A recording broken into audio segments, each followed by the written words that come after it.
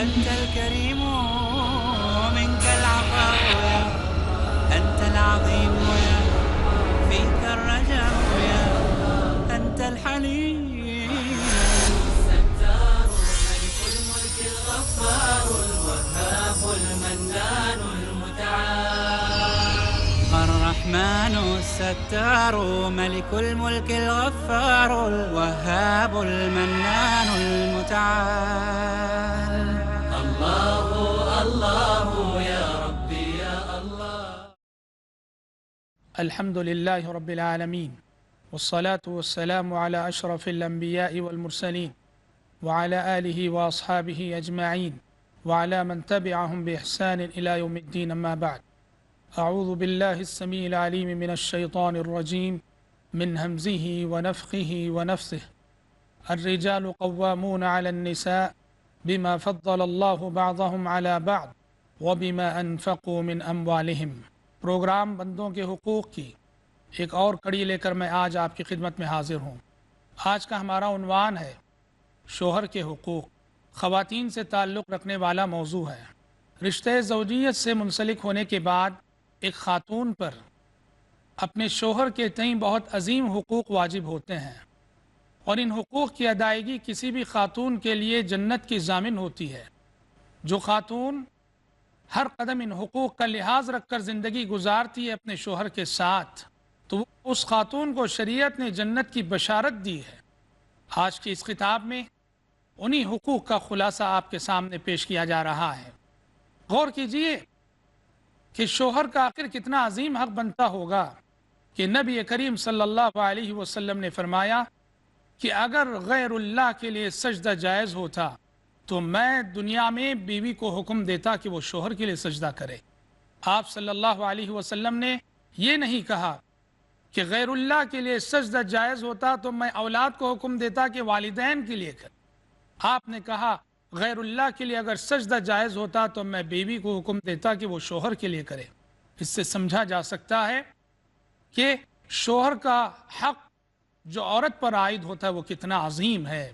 لہذا آئیے ہم دیکھتے چلیں کہ وہ حقوق کیا ہیں جن کی نشاندہی شریعت میں کی گئی ہے۔ سب سے پہلا اور بنیادی حق جو واجب ہوتا ہے عورت پر وہ یہ ہے کہ عورت شوہر کی قوامیت کو تسلیم کرے۔ میں نے جس آیت کے ذریعے اپنے درس کا آغاز کیا سورۃ النساء کی آیت ہے۔ اللہ تعالیٰ نے فرمایا الرجال قوامون علی النساء بما فضل اللہ بعضهم علی بعض وبما انفقوا من اموالهم، کہ اللہ تعالیٰ نے مرد کو قوامیت عطا کی ہے، مرد کو حاکم بنایا ہے۔ مرد نگہبان ہے، محافظ ہے عورت کا، قوام ہے عورت کا۔ اور قوام ہونے کا مطلب یہ ہے، حاکم ہونے کا مطلب یہ ہے کہ اللہ تعالیٰ نے عورت کو مرد کے ماتحت کیا ہے۔ تو لہٰذا شوہر کا پہلا اور بنیادی عظیم حق یہ بنتا ہے کہ عورت شوہر کی قوامیت اور اس کی حاکمیت کو مان کر چلے۔ یہ اس لیے کہنا پڑتا ہے کہ جدید دور میں آزادی نسواں کے جو نعرے لگائے گئے ہیں اور اس نعرے کے تحت جو معاشرتی خرابیاں پیدا ہوئی ہیں، ان میں سے ایک خرابی یہ ہے کہ عورتوں کے اندر شوہر کی ماتحتی سے آزادی کا تصور آ گیا ہے۔ عورت شوہر کی ماتحتی کو قبول کرنے کے لیے تیار نہیں ہے۔ اسی لیے شریعت نے کہا کہ کامیاب عورت وہ ہے، کامیاب بیوی وہ ہے جو شوہر کو اپنا حاکم اور قوام مان کر چلے اور ہر قدم اس کی اطاعت و فرما برداری کا ثبوت دے، چہ جائے کہ وہ مرد کو اپنا ماتحت کر لے اور چہ جائے کہ وہ مرد پر اپنی حکومت چلائے۔ شوہر کا ایک بنیادی حق یہ بھی بنتا ہے کہ عورت شوہر کے مال، اس کی دولت اور اس کی امانتوں کی حفاظت کرے، بغیر اجازت کے شوہر کے مال میں سے ایک پائی نہ لے، ہاں الا ایک کہ اگر شوہر واجبی حقوق بھی نہیں دیتا ہے، واجبی خرچ بھی نہیں دیتا ہے، تو یہاں شریعت اجازت دیتی ہے کہ بنا اجازت کے ایک عورت اپنے شوہر کے مال میں سے اتنا مال لے سکتی ہے جس کے ذریعے سے وہ گھر چلا سکے۔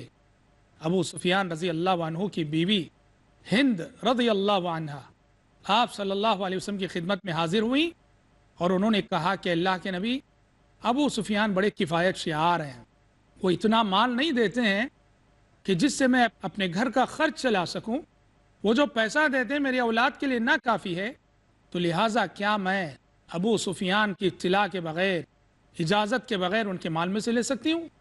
آپ صلی اللہ علیہ وسلم نے کہا خودی من مالہ ما یکفیک وولدک بالمعروف، کہا کہ ہاں لے سکتی ہو، کہا کہ بھلے طریقے سے اتنا خرچ جس کے ذریعے سے تمہارا گھر چل سکے، تمہاری اور تمہاری اولاد کی ضرورتیں پوری ہو سکیں، تم ابو سفیان کی اطلاع کے بغیر لے سکتی ہو، شرط یہ ہے کہ یہ لینا بالمعروف ہونا چاہیے، یعنی ضرورت کے مطابق ہونا چاہیے، ضرورت سے زائد نہیں ہونا چاہیے۔ اور سب سے عظیم حق جو شوہر کے حوالے سے عورت پر عائد ہوتا ہے وہ حق بستر ہے۔ نبی کریم صلی اللہ علیہ وسلم نے فرمایا کہ اگر عورت بیوی ہونے کی حیثیت سے شوہر کا حق بستر ادا نہیں کرتی ہے، لعنتها الملائکۃ حتی تصبح، ایسی عورت پر صبح ہونے تک اللہ کے فرشتے لعنت بھیجتے رہتے ہیں، نعوذ باللہ۔ یہ ایسا حق ہے جس کے بارے میں شریعت نے یہاں تک عورت کو پابند کیا ہے کہ اگر نفل روزہ رکھنا ہے تو شوہر کی اجازت کو ضروری قرار دیا گیا۔ شوہر منع کرتا ہے کسی دن نفل روزہ رکھنے سے، اس دن عورت کو نفل روزہ نہیں رکھنا چاہیے۔ اسی سے ملی جلی بات یہ بھی ہے کہ شوہر کے حقوق میں سے ایک بنیادی حق یہ بھی بنتا ہے کہ عورت اپنے شوہر کے لیے زینت اختیار کرے۔ آج دیکھا یہ جاتا ہے کہ شوہر کے لیے زینت اختیار کرنے کی توفیق بہت کم ہوتی ہے۔ مارکیٹ جانے کے لیے، بازار جانے کے لیے، گلیوں سڑکوں میں گھومنے کے لیے زینت اختیار کرنے کا رجحان خواتین میں بڑھتا جا رہا ہے، جو نعوذ باللہ نیتوں کے فساد پہ دلالت کرتا ہے۔ اسی طرح سے شوہر کا ایک بنیادی حق یہ بھی بنتا ہے کہ شوہر جب غائب رہے تو شوہر کے غائب رہتے ہوئے عورت اپنی آبرو کی حفاظت کرے۔ شوہر کے غائب رہتے ہوئے عورت اپنی عزت کی حفاظت کرے، اپنے ناموس کی حفاظت کرے، کسی ایسے شخص سے بات نہ کرے، کسی اجنبی سے بات نہ کرے، کسی ایسے شخص سے بات نہ کرے جس سے بات کرنا شوہر کو ناپسند ہو۔ آبرو کی حفاظت کے جو تقاضے ہیں شوہر کے رہتے ہوئے بھی، اور خصوصاً جب شوہر غائب ہوتا ہے تو عورت کے لیے ضروری ہے کہ ان تقاضوں کا پورا لحاظ رکھے۔ شوہر کا ایک بنیادی حق یہ بھی بنتا ہے کہ عورت اپنے گھر میں ان لوگوں کو اجازت نہ دے جن کو شوہر ناپسند کرتا ہے، بھلے سے وہ اس کے اپنے رشتہ دار کیوں نہ ہو۔ شوہر کا یہ بنیادی حق ہے۔ نبی کریم صلی اللہ علیہ وسلم نے فرمایا خواتین سے خطاب کرتے ہوئے کہ تم اپنے شوہر کے بستر پہ ایسے شخص کو نہ بٹھاؤ جسے وہ ناپسند کرتا ہے، اور اپنے گھروں میں ان لوگوں کو اجازت مت دو جنہیں تمہارا شوہر ناپسند کرتا ہے۔ سیرت کے واقعات میں سے یہ واقعہ بھی منقول ہے۔ ام حبیبہ رضی اللہ تعالی عنہ جو کہ ام المومنین ہیں، ام حبیبہ کے والد ابو سفیان، یہ اسلام لانے سے قبل نبی کریم صلی اللہ علیہ وسلم کے بہت بڑے دشمن تھے، بڑے مخالف تھے۔ ایک مرتبہ ابو سفیان مدینہ آتے ہیں اور اپنی بیٹی ام حبیبہ کے گھر جاتے ہیں۔ ام حبیبہ رضی اللہ تعالی عنہ جو کہ ام المومنین ہیں، اپنے باپ کا استقبال کرتی ہیں۔ ابو سفیان سیدھے نبی کریم صلی اللہ علیہ وسلم کے بستر پہ بیٹھنا چاہتے ہیں۔ ام حبیبہ آگے بڑھتی ہیں اور آگے بڑھ کر بستر کو کھینچ لیتی ہیں، بستر کو سمیٹ لیتی ہیں۔ ابو سفیان تکتے رہ جاتے ہیں اور کہتے ہیں کہ بیٹا نہیں معلوم تم نے ایسا کیوں کیا، بستر کو کیوں ہٹا لیا؟ نہیں معلوم کہ تم نے بستر کو میرے لائق نہیں سمجھا ہے یا مجھے بستر کے لائق نہیں سمجھا ہے؟ ام حبیبہ رضی اللہ عنہا نے کہا کہ ابا جان، یہ اللہ کے نبی کا بستر ہے اور آپ اللہ کے نبی کے دشمن ہیں۔ اللہ کے نبی کے دشمن رہتے ہوئے آپ نبی کے بستر پہ بیٹھ نہیں سکتے۔ ابو سفیان حیران رہ گئے اور انہوں نے کہا لقد اصابکی بعدی شر یا بنتی، جس کا مطلب ہے کہ بیٹی بہت بدل گئی ہو، بہت بدل گئی ہو۔ شوہر کا ایک بنیادی حق یہ بھی بنتا ہے کہ عورت شوہر کے لیے باعث تسکین بنے۔ قرآن مجید نے زوجیت کا جو مقصد بتایا ہے تو زوجیت کا ایک عظیم مقصد سکون ہے، سکون زندگی، سکون حیات۔ لتسکنوا الیہا کہتا قرآن مجید کہ اللہ تعالیٰ نے تمہارے لیے تمہیں میں سے بیویاں بنائی تاکہ تم اس سے سکون حاصل کر سکو۔ تو لہٰذا شوہر کا بنیادی حق یہ بنتا ہے کہ عورت اور بیوی شوہر کے لیے سکون کا باعث بنے۔ شوہر کو سکون پہنچانے والے جو اسباب ہو سکتے ہیں وہ سارے اسباب اپنائیں۔ بیوی کی جانب سے شوہر کو ٹینشن نہ ملے، بیوی کی جانب سے شوہر کو پریشانیوں کا سامنا نہ ہو، گھر کا ماحول پرسکون رہے، اور ایسا پرسکون ماحول کہ باہر کی زندگی سے پریشان حال شوہر جب گھر میں داخل ہو تو اپنے بیوی بچوں کو دیکھ کر اور گھر کے ماحول کو دیکھ کر اس کو سکون و اطمینان کی دولت مل جائے، یہ شوہر کا بنیادی حق بنتا ہے۔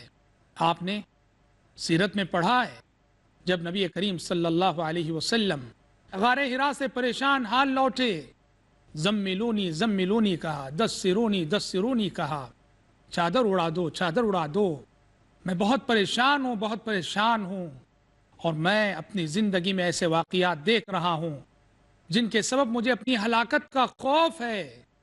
نبی کریم صلی اللہ علیہ وسلم کی اس پریشانی کے موقع پر مائی خدیجۃ الکبریٰ رضی اللہ عنہا نے جو کردار ادا کیا، جو رول ادا کیا، وہ تاریخ میں آب زر سے لکھے جانے کے قابل ہے۔ ہم چھوٹا سا بریک لیتے ہیں اور ابھی بہت جلد لوٹتے ہیں، آپ ہمارے ساتھ جڑے رہیں۔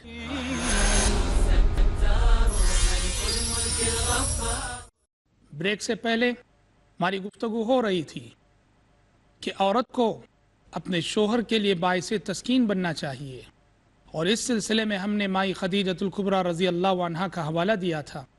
نبی کریم صلی اللہ علیہ وسلم جب غار حرا سے پریشان حال لوٹے تو اس وقت مائی خدیجہ رضی اللہ عنہا نے جس طرح سے نبی کریم صلی اللہ علیہ وسلم کو تسلی دی اور آپ کو جو اطمینان دلایا، وہ دنیا بھر کی خواتین کے لیے ایک بہترین اسوہ اور بہترین نمونہ ہے۔ مائی خدیجۃ الکبریٰ رضی اللہ عنہا نے کہا، کلا لن یخزیک اللہ ابدا انک لتصل الرحم وتحمل الکل وتکسب المعدوم وتقری الضیف وتعین علی نوائب الحق۔ کہا کہ میرے سرتاج، آپ کو پریشان ہونے کی ضرورت نہیں، اللہ تعالیٰ آپ کو ہرگز بے یار و مددگار نہیں چھوڑے گا۔ کیوں؟ اس لیے کہ آپ کا کردار ایسا ہے، انک لتصل الرحم، آپ رشتوں کو جوڑتے ہیں، وتحمل الکل، دوسروں کا بوجھ اٹھاتے ہیں، وتکسب المعدوم، اور نادار کو کما کے دیتے ہیں، وتقری الضیف، مہمان نوازی کرتے ہیں، وتعین علی نوائب الحق، مصیبت زدہ انسان کا دست و بازو بنتے ہیں، مدد کرتے ہیں۔ انسانوں کے اس قدر کام آنے والے آپ، اللہ تعالیٰ آپ کو ہرگز بے یار و مددگار نہیں چھوڑے گا۔ ہوتا یہ ہے عموماً کوئی بھی پریشانی کا موقع آئے، مرد سے زیادہ عورت پریشان ہوتی ہے، لیکن مائی خدیجۃ الکبریٰ رضی اللہ عنہا نے جس حوصلے کا ثبوت دیا اس موقع پر، وہ اپنی مثال آپ ہے۔ ایک مثالی خاتون کو، ایک مثالی بیوی کو بیوی ہونے کی حیثیت سے یہ کردار ہمیشہ نبھانا ہے۔ شوہر کو صحیح مشورے دینا، اس کو تسلی دینا، اس کو اطمینان دلانا، اس کے منصوبے میں شریک رہنا، اس کی پلاننگ میں شریک رہنا، اس کے کام کو آگے بڑھانا، اس کے مشن کو آگے بڑھانے میں اس کی مدد کرنا، یہ ایک وفادار بیوی کا کردار ہوتا ہے۔ اور ایسی ہی بیوی ہے جسے خیر و متاع الدنیا قرار دیا گیا۔ خیر و متاع الدنیا المرأة الصالحہ، دنیا کا سب سے بہترین ساز و سامان نیک بیوی ہے۔ اور ایسی ہی بیوی ہے جسے قرۃ عین قرار دیا گیا، آنکھوں کی ٹھنڈک قرار دیا گیا۔ چنانچہ اہل ایمان کی یہ دعا قرآن مجید نقل کرتا ہے، والذین یقولون ربنا هب لنا من ازواجنا وذریاتنا قرۃ اعین واجعلنا للمتقین اماما، کہ اللہ کے بندے وہ ہیں جو یہ دعا کرتے ہیں کہ پروردگارا، ہمیں ہماری بیویوں اور ہمارے بچوں سے آنکھوں کی ٹھنڈک نصیب فرما اور ہمیں متقیوں کا امام بنا دے۔ آنکھوں کی ٹھنڈک کا مطلب کیا ہے؟ سکون زندگی، سکون حیات۔ اور یقین کیجئے، انسان کو اگر گھر میں سکون مل جائے، باہر کے لاکھ ٹینشن ہوں، باہر کی پریشانیاں ہزار ہوں، اگر گھریلو زندگی میں اسے سکون مل جائے، اس کی زندگی سکون سے گزرتی ہے۔ اس کے بجائے گھر میں سکون نہ ہو، گھر میں اطمینان نہ ہو، ٹینشن کا ماحول ہو، تو پھر زندگی دشوار ہو جاتی ہے، عذاب بن جاتی ہے۔ اور آج بڑے افسوس کے ساتھ کہنا پڑتا ہے کہ ان حقوق کا لحاظ نہ رکھنے کی وجہ سے آج ہماری گھریلو زندگی ٹینشنوں میں گزر رہی ہے اور زندگی عذاب بن چکی ہے۔ رشتے زوجیت جو کہ ایک مقدس رشتہ ہے، بڑا محترم رشتہ ہے، آج اس رشتے کے تقدس کو بری طرح سے پامال کر دیا گیا ہے۔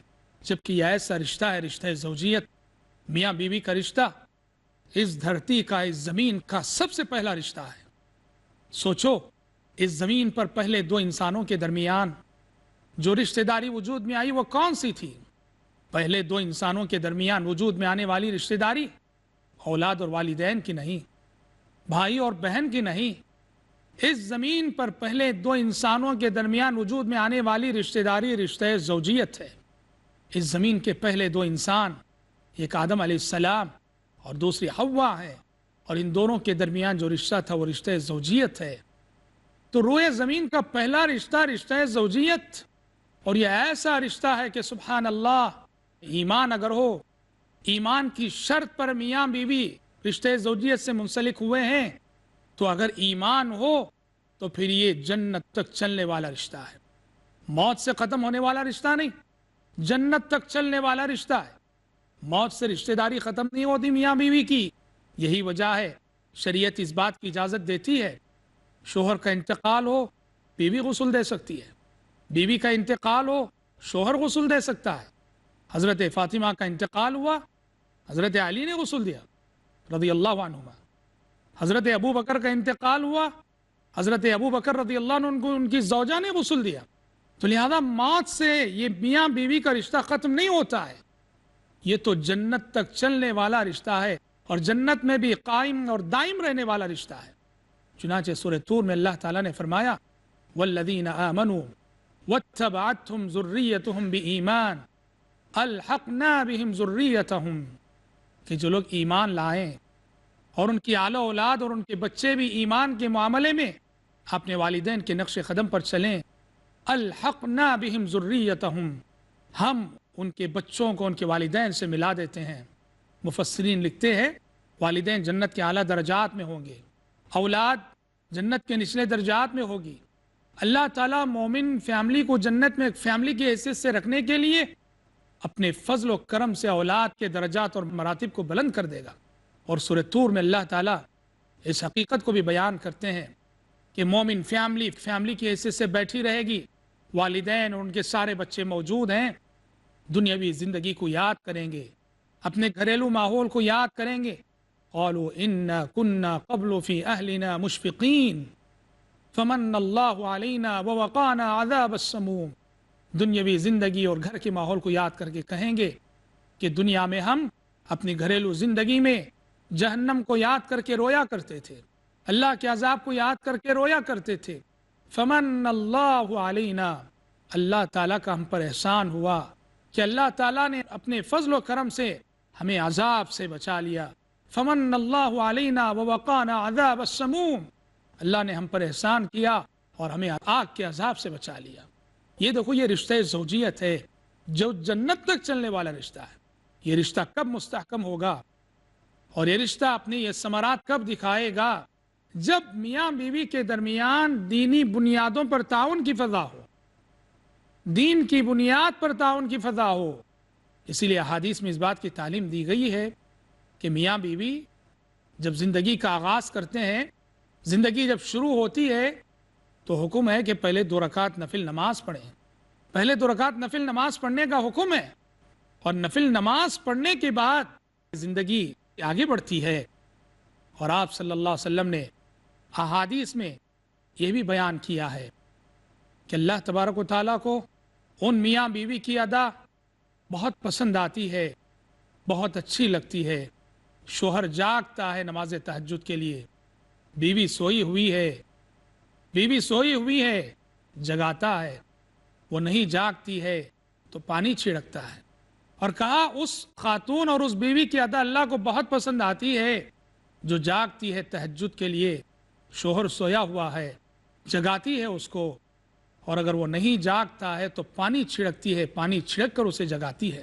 تو حضرات یہ دیکھیے کہ دین کی بنیاد پر زندگی شروع ہو اور دینی بنیادوں پر میاں بیوی کے درمیان باہمی تعاون کی فضا ہو تو سبحان اللہ ایسے میاں بیوی مثالی میاں بیوی بنتے ہیں، اور یہ رشتہ جنت تک چلتا ہے۔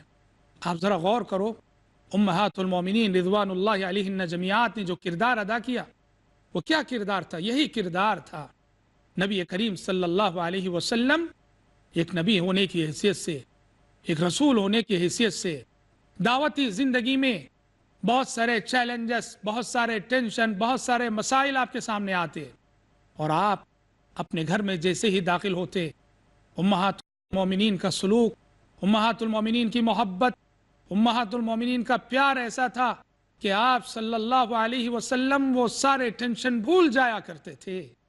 امہات المومنین نے ایسا مثالی ماحول گھر میں بنا رکھا تھا، ایسا مثالی ماحول امہات المومنین نے نبی کریم صلی اللہ علیہ وسلم کے سامنے پیش کیا، اور اس سے بڑی بات یہ ہے کہ مثالی بیوی بن کر امہات المومنین نے نبی کریم صلی اللہ علیہ وسلم کے مشن اور آپ صلی اللہ علیہ وسلم کے مقصد کو آگے بڑھایا۔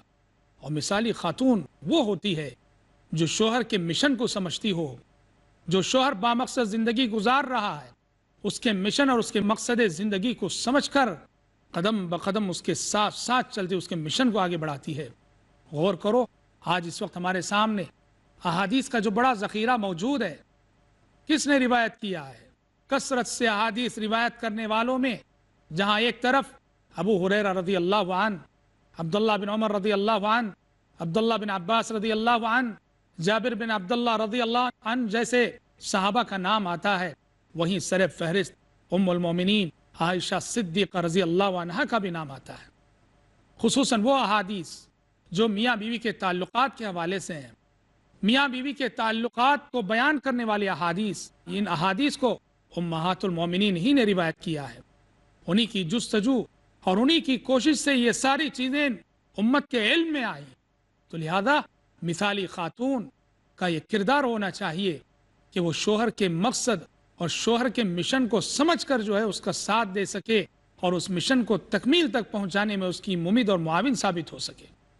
میاں بیوی جب اس مزاج کے ہوں گے تو ظاہر بات ہے کہ ایسے میاں بیوی سے ہونے والی اولاد بھی صالح اولاد ہوگی، متقی اولاد ہوگی، اس لیے کہ میاں بیوی دین کی بنیاد پر باہم ایک دوسرے سے تعاون کی فضا قائم کیے ہوئے ہیں۔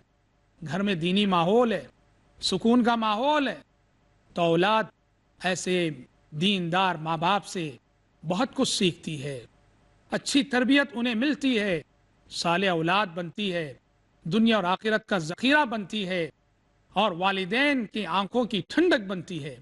آج ضرورت ہے خصوصاً اس ماحول میں کہ جہاں آزادی نسواں کے حوالے سے عورتیں شریعت کے حدود و قیود سے آزاد ہوتی جا رہی ہیں، شوہر کے حقوق کو پامال کرتی جا رہی ہیں، آج ضرورت ہے اس بات کی کہ ہماری خواتین ان حقوق کو پڑھیں جو قال اللہ قال الرسول اور کتاب و سنت میں میاں بیوی کے حوالے سے بیان کیے گئے ہیں، اور ان حقوق کی روشنی میں اپنے کردار کو بنانے کی کوشش کریں، اپنے کردار کو سنوارنے کی کوشش کریں، اپنا آئیڈیل اور اپنا اسوہ امہات المومنین کو بنائیں، صحابیات کو بنائیں، ان خواتین کو نہیں، ان آزاد خیال خواتین کو نہیں جنہیں آج کا کلچر اور آج کی تہذیب اور آج کا میڈیا آئیڈیل کے طور پہ پیش کر رہا ہے، کیونکہ ان خواتین کی روش پہ جو چلیں گی وہ مثالی بیویاں نہیں بن سکتی۔